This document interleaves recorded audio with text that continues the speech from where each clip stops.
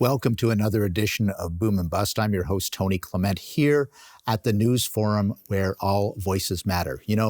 I don't think it's hyperbole to say that relations with China, between Canada and China, but also amongst other countries, are topics of hot political conversation.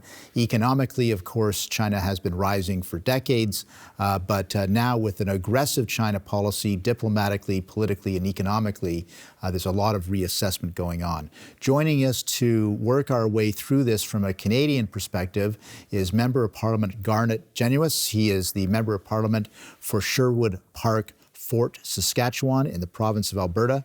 He has written a book called The Fight for a Principled Foreign Policy. He is a graduate of the London School of Economics and, of course, a former colleague of mine when I was in Parliament.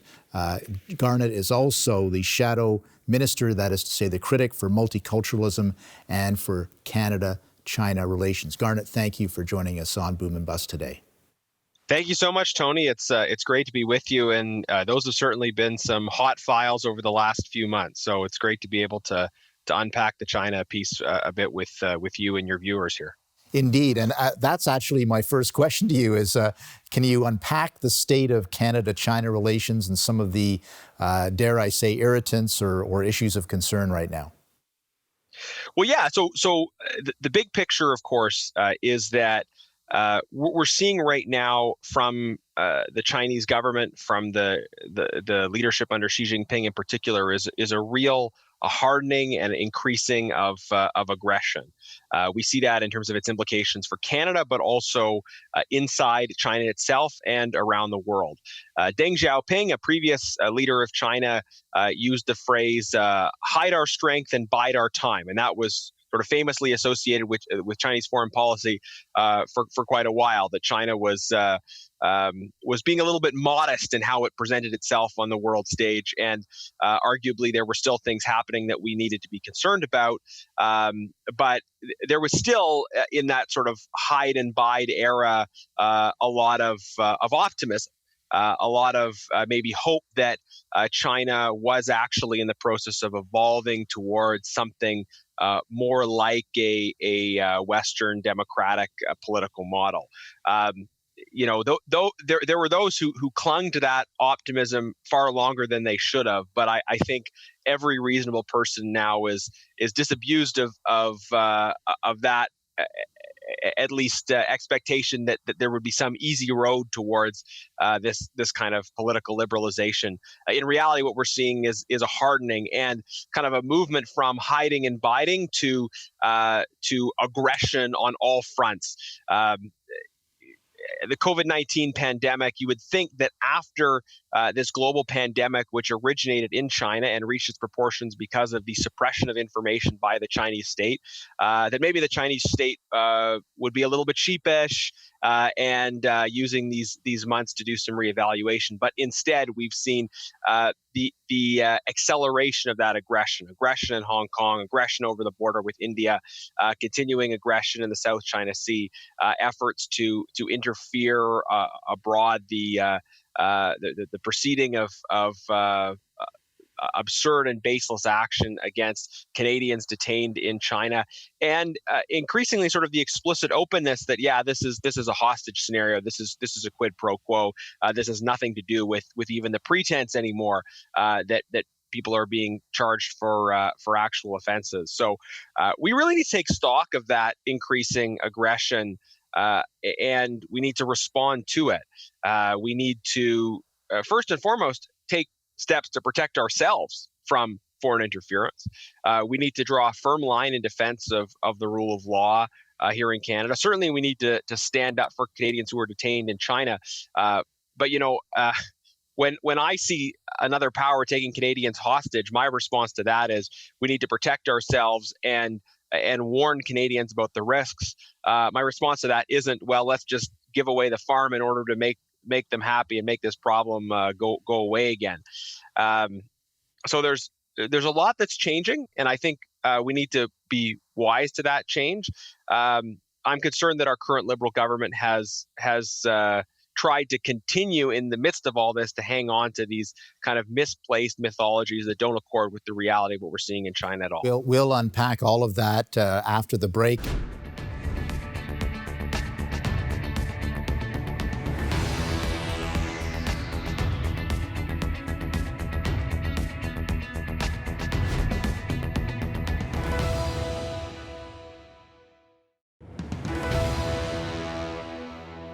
Welcome back to Boom and Bust. I'm your host, Tony Clement. With us today is Member of Parliament Garnett Genuis, who is the Shadow Minister for Multiculturalism and for Canada-China Relations. Garnett, thank you for joining us again. We were talking a little bit about framing the discussion about the rise of China and the rise of a malevolent China. And by that, I want to preface my remarks by saying we're talking about the government of China, not the Chinese people. I think that's important to say at this point. Xi Jinping, of course, Chinese president for life. You've been tracking, I know, some of these issues, including the plight of the Uyghurs and the plight of Hong Kong. Take us a little bit through what you've seen as a result of Xi Jinping's increasingly hardline policies in these areas. Well, yeah. So we've seen a hardening on all sorts of fronts. There's recent evidence out of Xinjiang, the predominantly Uyghur part of the PRC, that genocide is happening. We have these so-called re-education, in reality, concentration camps. And also the new evidence is of a coordinated campaign, seemingly of forced sterilization of women, forced abortion, and of very punitive measures against those who are having children. And as a result, there's been a dramatic drop in the Uyghur birth rate. Now, that's obviously terrible, but your viewers should know as well that that's part of the clearly part of the international definition of genocide. That one criterion of genocide is efforts to prevent births within a group, essentially trying to eradicate a community by preventing that community from reproducing itself. So we have this emerging evidence that the Chinese state is guilty of genocide, and there needs to be a stronger response to it. We've been calling on the government of Canada to recognize that genocide and to impose Magnitsky sanctions against those who are responsible. This is, of course, complemented by the Belt and Road Initiative, which is a Chinese economic initiative to further economic development, but tied to the Chinese economy. Just think about all roads lead to Rome. This is what China wants to do in terms of ports and railways and pipelines and so on. Tell us a little bit about your thoughts about the economic nationalism of China in this context. Yeah, I mean, it's important to be aware of the aggressive colonial policies of the Chinese state, and it's a real tragedy because those who know their Chinese history will know that this idea of the century of humiliation, the impact of Western colonialism on China looms very large, and obviously there's a lot in the colonial history of Europe that was very, very bad. What we see now is China's government repeating that kind of aggressive humiliation, imposing it on other countries in the region. And we see them using some of the very same techniques that were used against them on other countries in the region. So very sad to see that, that there isn't sort of a recognition that what was done to us should not be done to anybody, at least not by the state. So we've seen, for instance, a port deal gone awry in Sri Lanka, which led to Chinese state control of key port infrastructure in Sri Lanka, and we see this Belt and Road Initiative being used as an excuse to impose control throughout Asia and into Africa. And unfortunately, you see it also in the limited ability of countries in that area to respond to the horrific things that the Chinese state is doing. So there are Muslim majority countries like Pakistan that have really failed to respond to the reality of a genocide of China's Muslim minority because of this sort of colonial policy of the Chinese state. We're One thing that's important for us to reflect on in Canada is the Liberals brought Canada into something called the Asian Infrastructure Investment Bank. They put hundreds of millions of dollars of your taxpayer dollars into a Chinese state-controlled development bank. And at a minimum, when we recognize the realities of Chinese state colonialism and its sort of re-victimization of peoples in Asia and Africa, at a minimum, we should say, let's stop paying for it, right? We don't want to see our tax dollars part of these things that are so go against our values. And yet the Liberals have thus far not been willing to pull out of the Asian Infrastructure Investment Bank. So that's something we're going to be pressuring them on as well. We're speaking with Garnett Genuis, a member of Parliament and China-Canada relations critic. We'll be back after this break.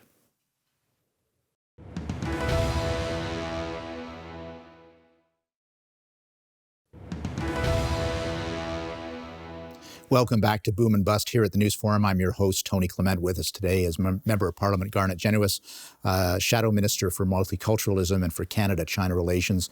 Garnett, thanks for being on the program. Let's move right into, I guess, the big issue around Canada-China right now, which is the 5G network, Huawei, and of course the extradition issue. Unpack that for us and tell us your position on that.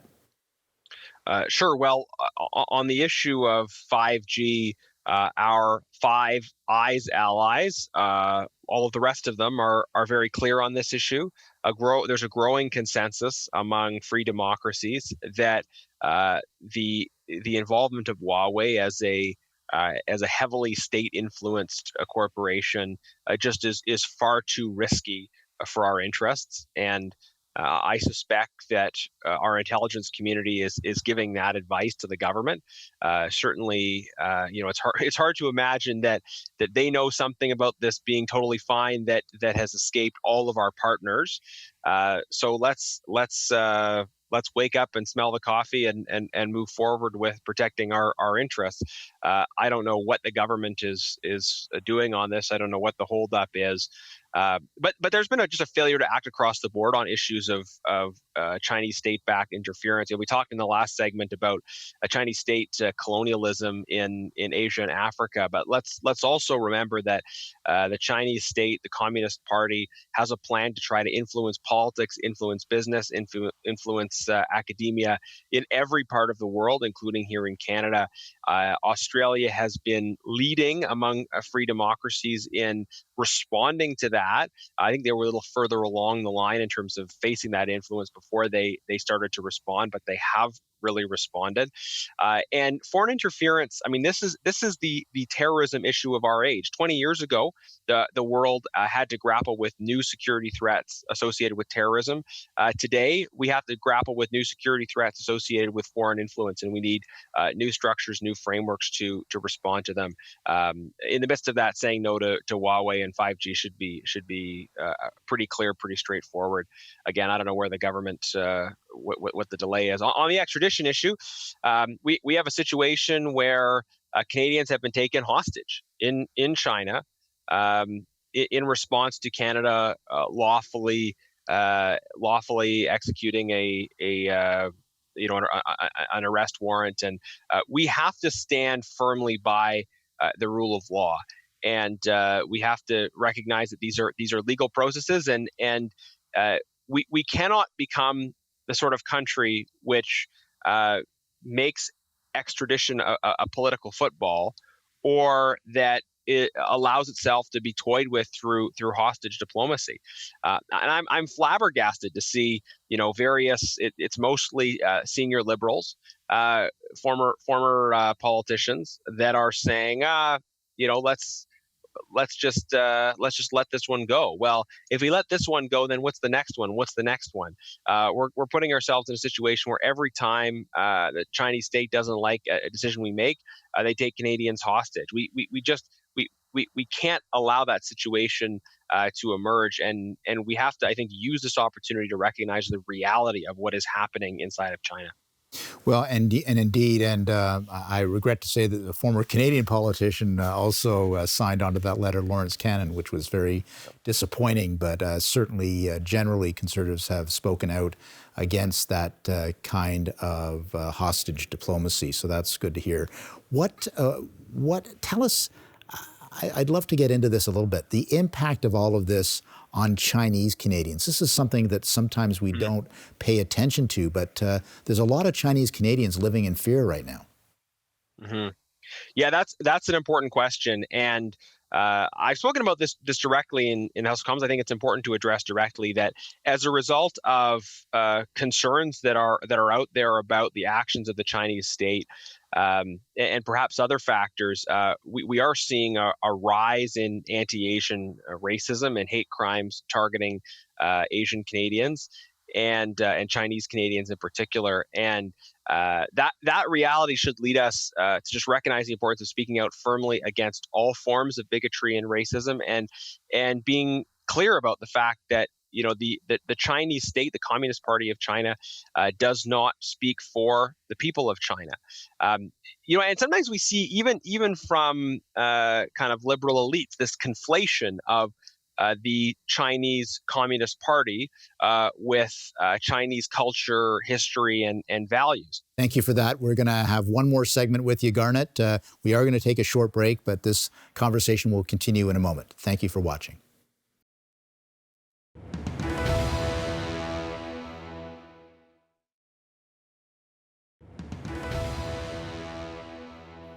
Welcome back to Boom and Bust. I'm your host, Tony Clement, here at the News Forum. With us is Member of Parliament Garnett Genuis, who is the Member of Parliament for Sherwood Park for Saskatchewan and the Shadow Minister for Multiculturalism and Canada-China Relations. Garnett, we've seen a real turnaround in Canadian public opinion as well, as China has become more aggressive, as they become more militant, that is to say the Chinese government. Canadians are waking up to the risks and want their government to be more aggressive in turn in response to that. Tell us a little bit about that and what that means in terms of Canadian policy going forward. Yeah, I think this is really important.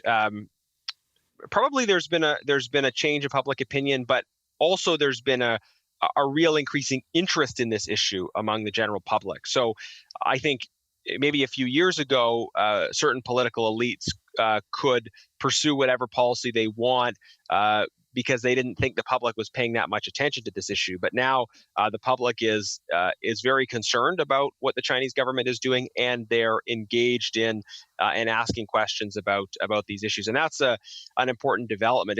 It's not just about foreign policy. It's about our security. It's about, is the government taking the steps necessary to protect Canada, to protect Canadians? And I don't think the government is right now. So it's good that the public is asking those questions, and I think they are really driving that conversation.